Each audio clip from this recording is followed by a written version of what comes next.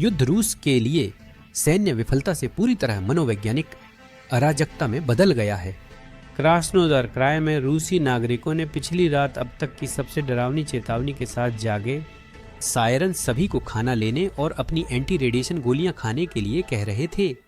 जैसे ही पूरे शहर में घबराहट फैल गई, स्थिति जल्दी ही असली अराजकता में बदल गई। 150 से अधिक यूक्रेनी ड्रोन रणनीतिक रूसी सैन्य ठिकानों पर झुंड बनाकर हमला कर रहे थे, जबकि रूसी वायु रक्षा प्रणालियां पूरी तरह से नियंत्रण से बाहर हो गई थीं। मैं मजाक नहीं कर रहा हूं, आपने बिल्कुल सही सुना। जब यूक्रेनी ड्रोन रूसी आसमान में भर रहे थे तो कैमरे में रूसी वायु रक्षा मिसाइलों को रूसी अपार्टमेंट्स और आम नागरिकों पर गिरते हुए देखा गया। रूस को इस सैन्य अक्षमता की बड़ी कीमत चुकानी पड़ी। जहां वायु रक्षा विफल रही, वहीं यूक्रेनी ड्रोन ने रूस के सबसे कीमती विमानों को सफलतापूर्वक नष्ट कर दिया। अब पुतिन किसी भी प्रकार के विद्रोह को रोकने में असमर्थ हैं, क्योंकि उनकी सेना अपने ही नागरिकों की रक्षा भी नहीं कर सकती। तो चलिए शुरुआत से शुरू करते हैं। रूसी नागरिकों को रात भर किस चीज ने जगाए रखा था? जवाब है यूक्रेनी ड्रोन।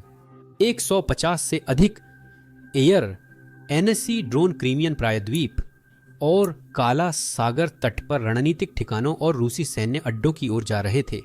खुशखबरी यह है कि रूसी वायु रक्षा प्रणाली इस हमले से निपटने के लिए सक्रिय हो गई थी, लेकिन बुरी खबर यह है कि वे थोड़े नियंत्रण से बाहर लग रहे थे। आप खुद ही देख लीजिए।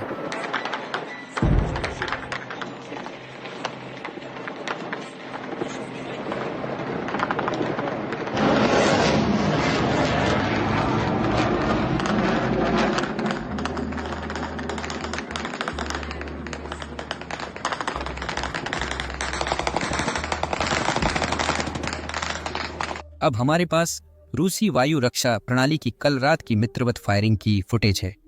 पर इससे पहले हमें देखना होगा कि यूक्रेन ने इस हमले को रोकने के लिए क्या क्या किया। इस बार सिर्फ ड्रोन और मिसाइलें ही नहीं, उनके पास एक गुप्त हथियार भी था, एक वायरस। अब वह वाला वायरस नहीं, बल्कि हैकिंग वाला। और उस वायरस ने रूसी शहर में हैकिंग कर दी। सार्वजनिक घोषणा स्पीकर। इसका मतलब था कि रूस में रात के बीचों बीच सायरन जोर जोर से बजने लगे। लेकिन इसके अलावा जो संदेश रूसी नागरिक रात के बीचों बीच सुन रहे थे, वह सबसे डरावने संदेशों में से एक था जो कोई भी सुन सकता है। सुनिए।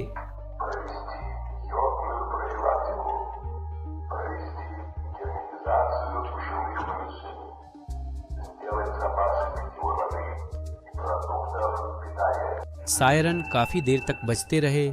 नागरिकों से कहा गया कि वे अपना खाना, अपना सामान इकट्ठा करें और अपनी एंटी रेडिएशन गोलियां लें। मुझे नहीं पता था उनके पास ऐसा कुछ है, पर सौभाग्य से वहां रेडिएशन नहीं था, बस शहर में घबराहट थी। लेकिन जल्द ही शहर के मेयर ने स्पष्ट किया कि अलर्ट सिस्टम हैक हो गया था। लेकिन उस स्पष्टीकरण के बाद भी लोग सोने नहीं गए। उसकी वजह यह थी कि वे सो नहीं पाए। जब हैक का पता लगाया जा रहा था, तब आसमान में यूक्रेनी ड्रोन थे। रूसी ड्रोन के विपरीत यूक्रेनी ड्रोन उसी क्षेत्र में रूसी एयरबेस को निशाना बना रहे थे। लेकिन लगता है कि रूसी एयर डिफेंस मिसाइलें रूसी नागरिकों को ही निशाना बना रही थीं। पिछली रात की फुटेज की मात्रा वाकई हैरान करने वाली है। ये रहा पहला वीडियो। एक रूसी नागरिक एक भटकी हुई मिसाइल के करीब से गुजरने का वीडियो रिकॉर्ड कर रहा है। देखिए उसे देखिए, बम धमाका। अगर आप पुतिन हैं तो आपको सकारात्मक देखना चाहिए। उनकी रक्षा प्रणाली चल रही है, बस सही तरीके से नहीं।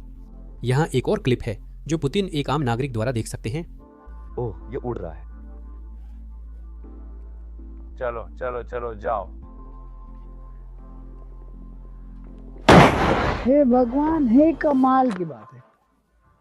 दुर्भाग्यवश हालांकि हर रूसी इतना खुशकिस्मत नहीं था। ऐसा लगता है कि कल रात में एक एयर डिफेंस मिसाइल बहुत घनी आबादी वाले इलाके में गिरी और रूसी सोशल मीडिया पर काफी घबराहट थी। देखिए।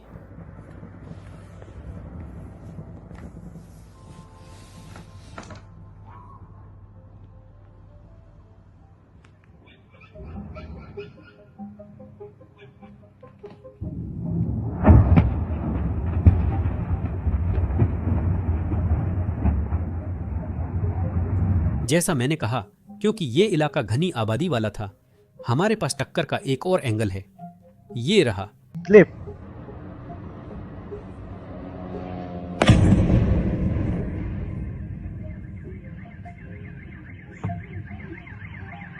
यह सिर्फ यह साबित करता है कि शायद रूस को अपनी सारी रकम फ्रंट लाइन के लिए तोप का चारा जुटाने में खर्च करने के बजाय सही एयर डिफेंस बनाने में निवेश करना चाहिए। लेकिन फिर भी ऐसा लगता है कि दोनों नीतियां हमें एक ही बात बताती हैं। रूसी नेता रूसी नागरिकों की बिल्कुल परवाह नहीं करते। अब जब मैं सोमवार रात रिकॉर्ड कर रहा हूं, हमें मिसाइल से हुए नुकसान की ज्यादा जानकारी नहीं है। लेकिन फिर भी मेरा अंदाजा है कि रूस कभी भी अपनी खुद की गलतियों को सार्वजनिक नहीं करेगा। उम्मीद है कोई घायल या इससे बुरा नहीं हुआ। लेकिन पुतिन के लिए दुर्भाग्य था कि असर सिर्फ रूसी मिसाइलों का नहीं था। ऐसा लगता है कि यूक्रेनी ड्रोन भी अपने लक्ष्य को भेदने में सफल रहे और वे उस क्षेत्र में एक रूसी एयरबेस को निशाना बना रहे थे। कसम से।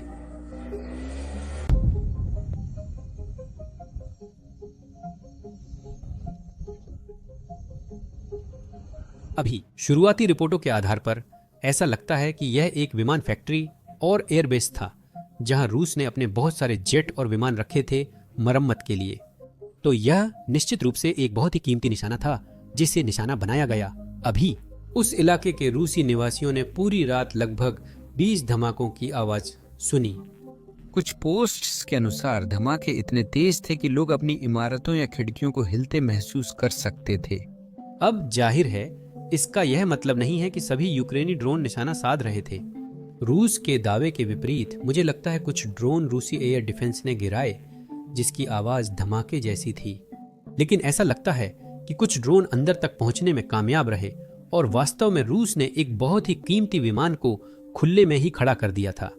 लगता है उन्होंने स्पाइडर वेब से नहीं सीखा, इसलिए अब हमें स्पाइडर वेब 20 मिल रहा है, वो भी छोटे स्तर पर।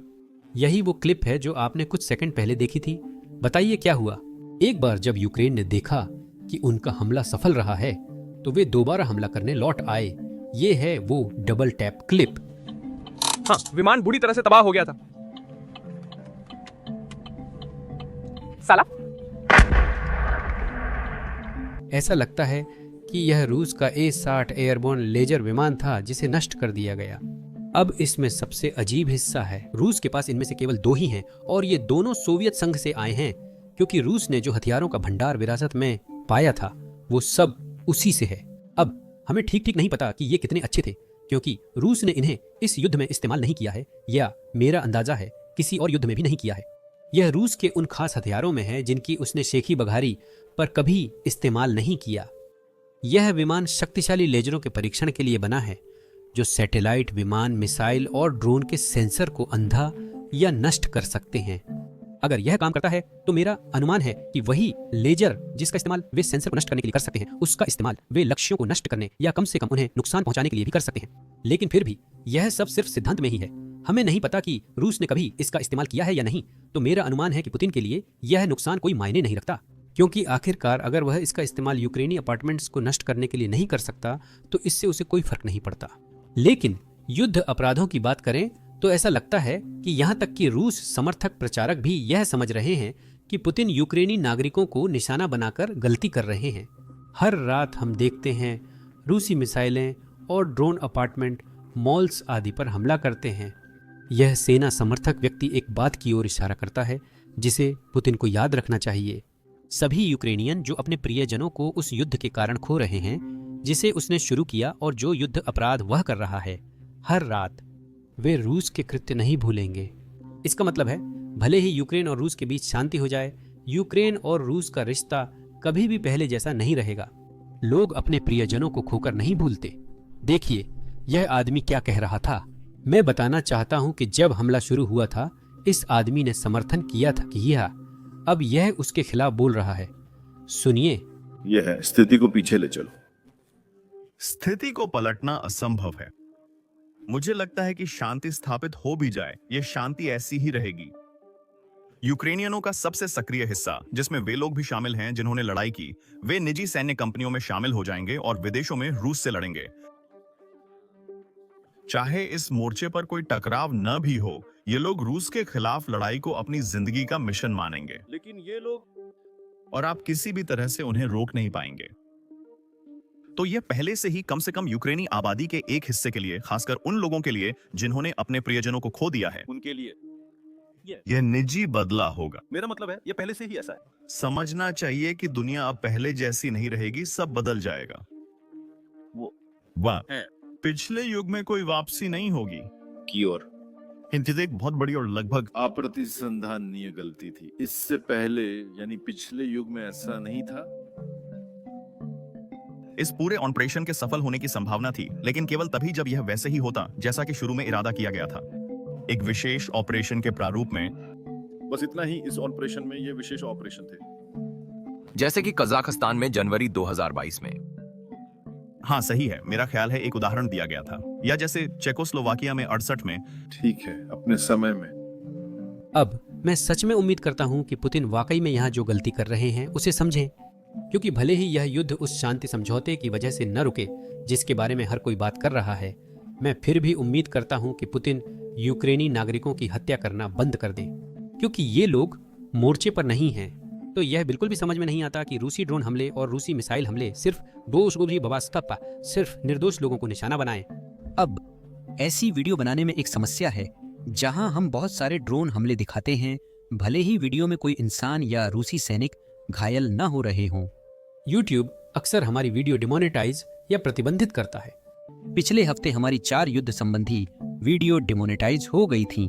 YouTube के अनुसार ड्रोन स्ट्राइक दिखाना या फ्रंट लाइन से फुटेज दिखाना विज्ञापनदाताओं के लिए अनुकूल नहीं है और इसी वजह से वीडियो पर प्रतिबंध लगाया जाता है।